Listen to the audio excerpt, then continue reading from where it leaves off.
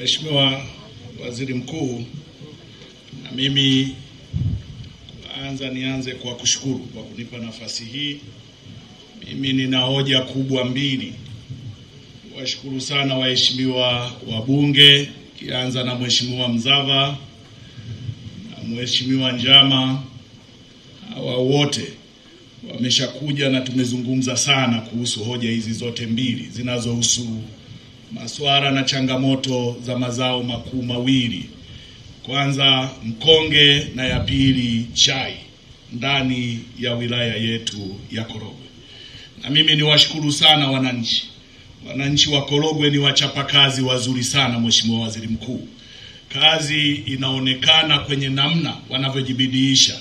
Hapa wanalima pia korosho, wanalima mahindi kwa kiwango cha kutosha, wanalima na mazao mengine ya biashara, lakini ni maarufu kwa utoaji na biashara ya matunda ikiwemo machungwa na maembe.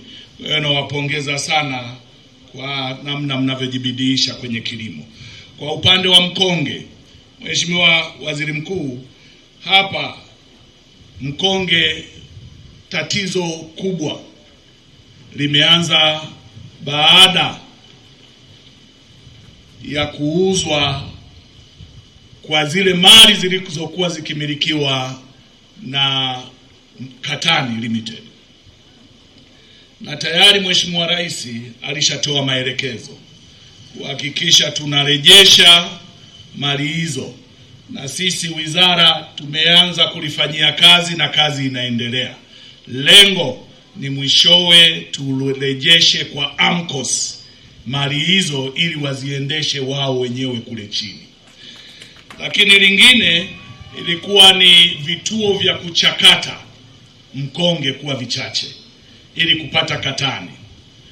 Tayari serikali imeliona hilo na wizara imetoa bilioni 4 kwa ajili ya kujenga vituo kwenye maeneo kadhaa vya kuanzia ili kusaidishana na vituo zaidi ya 25 vilivyopo ambavyo vinafanya kazi ya kuchakata zao hilo kwenye maeneo tofauti ili kuongeza kasi ya uchakataji na kupanua wigo wa biashara ya mkonge kutoka kwa wananchi kwenda kwenye soko. Lakini changamoto kubwa inajengwa na msukumo wa umiliki wa mashamba. Eneo kubwa la mashamba haya yanamilikiwa na mtu mmoja, mfanyabiashara mmoja. Hilo Mheshimiwa Waziri Mkuu, wiki iliyopita umetuita ofisini kwako. Tumezungumza kwa kirefu kuhusu jambo hili, lakini sana la chai. Na ukatuelekeza kwamba na wewe unalichakata na baadaye tutakaa tena ili kulitafutia mwarobaini. Mimi nikushukuru sana Mheshimiwa Waziri Mkuu, lakini na sisi tutaendelea kulifanyia kazi hatua kwa hatua na kukuletea ripoti ili tuendelee kujazilizia yale maamuzi ambayo utakuja kuyafanya baadaye. Lakini kwenye upande wa